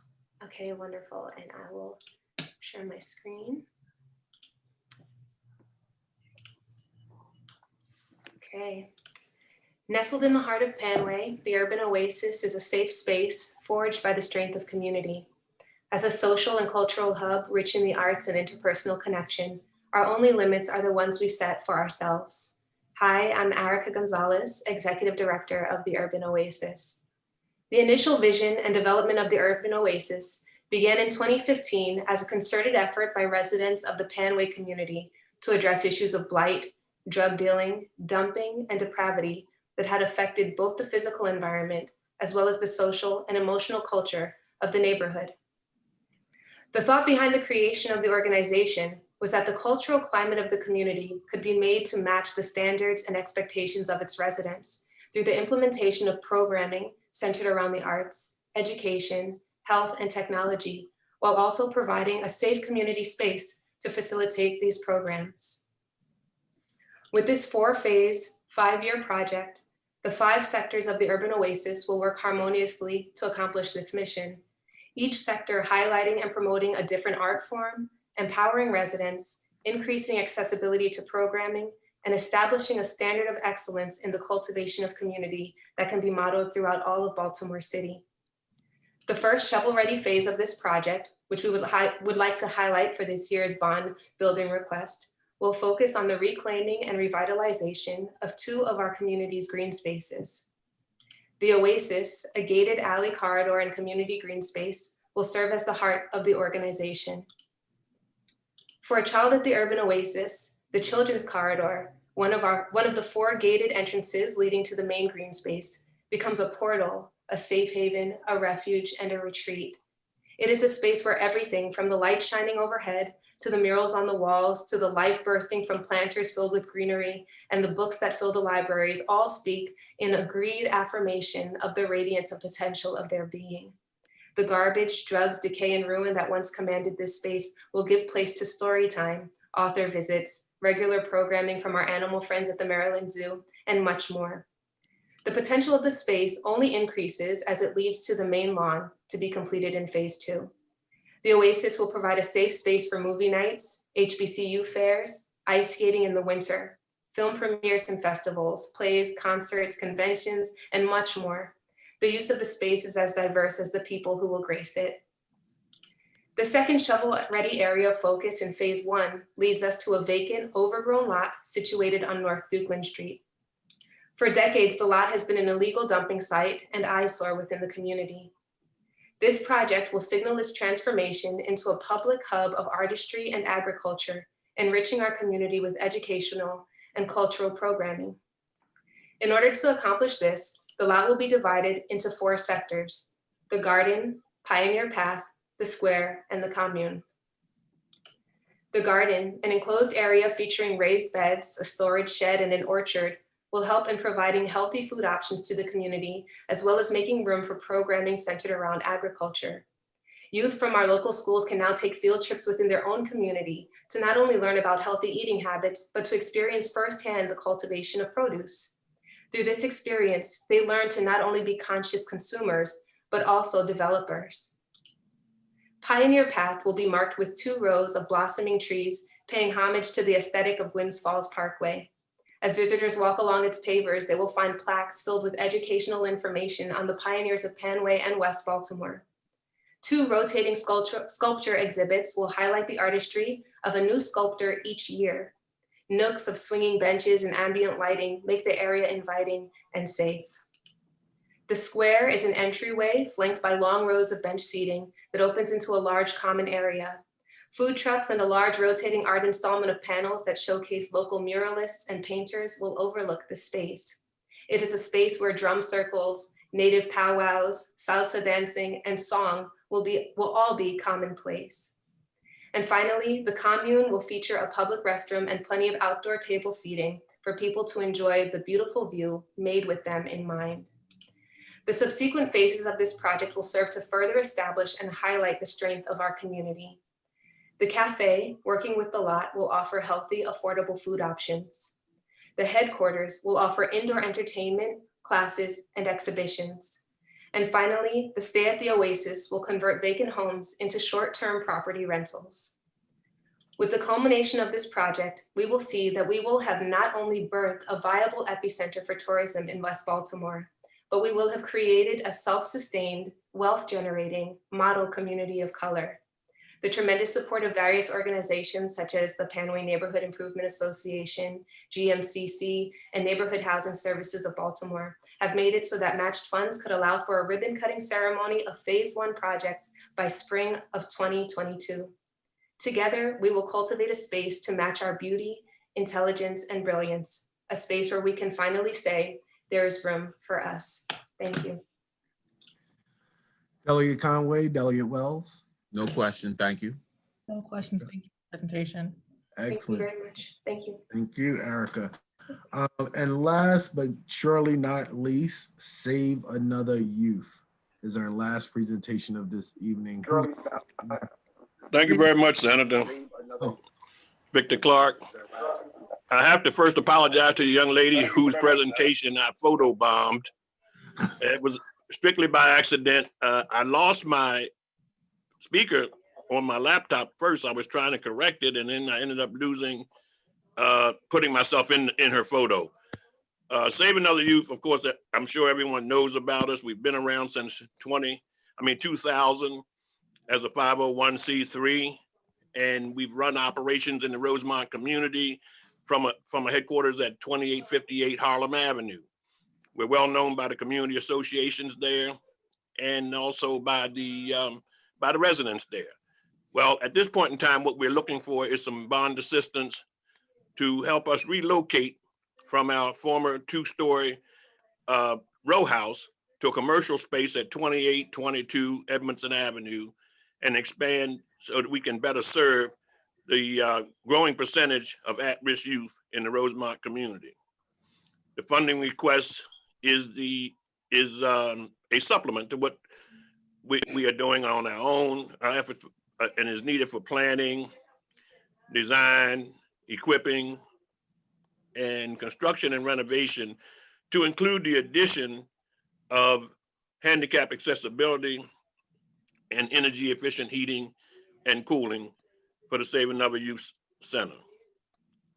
The Saving Other Youth Multipurpose Community Resource Center is the name of the project, and we will expand, it'll give us an opportunity to expand our services and help the youth in the area have an alternative to drugs, violence, and unproductive living. We'll have skills training, education, and a number of other programs which will be very beneficial, one including professional life coaching sessions so that we can start to draw these.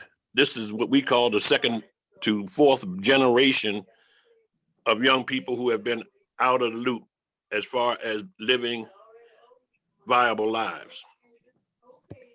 We have been in this, the location we were in was originally about 10, 12 years ago, named the Oliver Murdoch Safety House. It was one of the first safety houses that we had in the organization where kids could come and study and do certain things to get them off the street.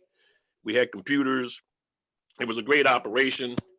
But at this point in time, what we're looking for is to be able to offer a lot more service in an expanded area, and we need the assistance of the bond to do so.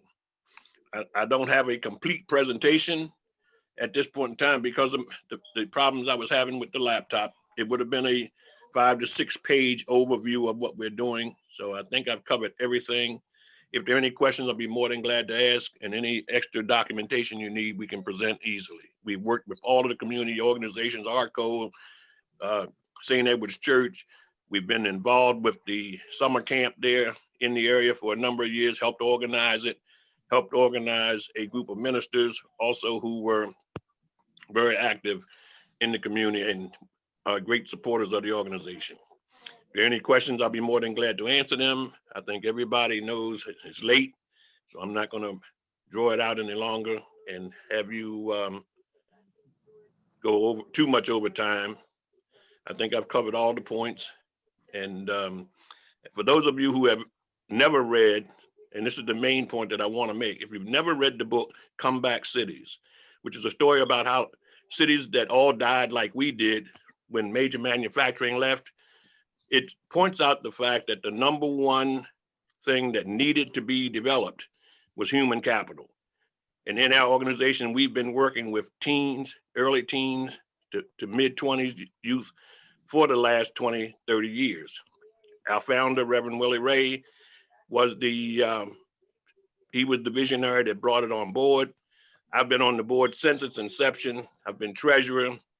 So we're saying that most of what I heard tonight was about building some more buildings, which the Comeback Cities program book talks about. That was the wrong approach. You have to build communities. You have to build people. And that's what we're trying to do in our center. And we've gone into a building that's been sitting there for a long time. And it was the old Houseworld Bakery, for those of you who are native Baltimoreans and who lived in the West Baltimore, close to the Rosemont community, and used to have to walk there. I did at least once a week to buy the day-old bread for my mother. So I want to say to the senator and to the delegates that we appreciate your support and putting us in the mix to even give this presentation, even though it didn't work out that we could have fancy pictures on the screen and everything like everyone else. But we're really appreciative of what you did to help us out, just giving us an opportunity to listen. So if you can have questions, I'll be more than glad to answer them as quickly as possible so we can all final out.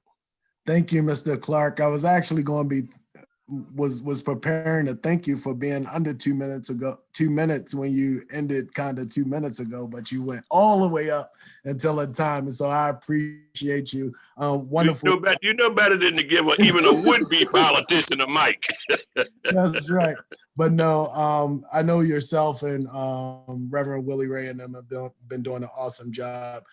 We've had some fantastic presentations this evening. Some of you, I'm glad to see that we've been able to provide bond funding in the past, and you guys are moving forward and making a difference in the communities in which you represent.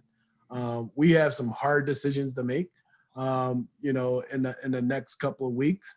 But we will, we're committed to continue working with you even beyond this process to find opportunities to help some of these projects move along. But I just wanted to say thank you to all of you who found it not robbery of your time to join us, and many of you who stayed around for the entire time. We hope to make some of the final decisions we're hoping by mid-January. Right now we're one short member of our delegation, and we have to wait on the decisions of the Democratic State Central Committee. So we're going to try to work through that, given the deadlines that are set for us with the General Assembly. I want to turn it over briefly to Delegate Conway to share any last words he may have. Just like to thank everyone for making their presentation, and keep up the good work and keep hope alive. Thank you. Delegate Wells. Yes, no, I echo the sentiments of my senator and my colleague. And just, I always appreciate this process because we know that there's a lot of work that is taking place in the 40th district. A lot of folks are already working with us in some capacity. And so this is really an opportunity to see what's out there. And like Senator Hayes said, we're always committed to helping you find those resources that you need to get your project, whether it's through the bond initiative or it's other resources. So thank you for your time, and also just for all the work that you are doing for our communities. Yeah, and one quick oversight. I see Ms. Betty Clark has joined us this evening. Betty Clark serves as the former chair of the 40th District Democratic State Central Committee. And she didn't present tonight, but she joined us to see what was happening in the 40th District. So we thank you for your participation. Again, thank you. Ms. Betty? Yes, I am just delighted and so impressed that you have so many people out there who are working, build up our city. And you all have a tough job because they were absolutely awesome presentations and out there that's done. I'm excited. Keep it up. Absolutely. No, thank you so very much. And also, one of the things that I should have said way in the beginning, we've been live streaming on Facebook.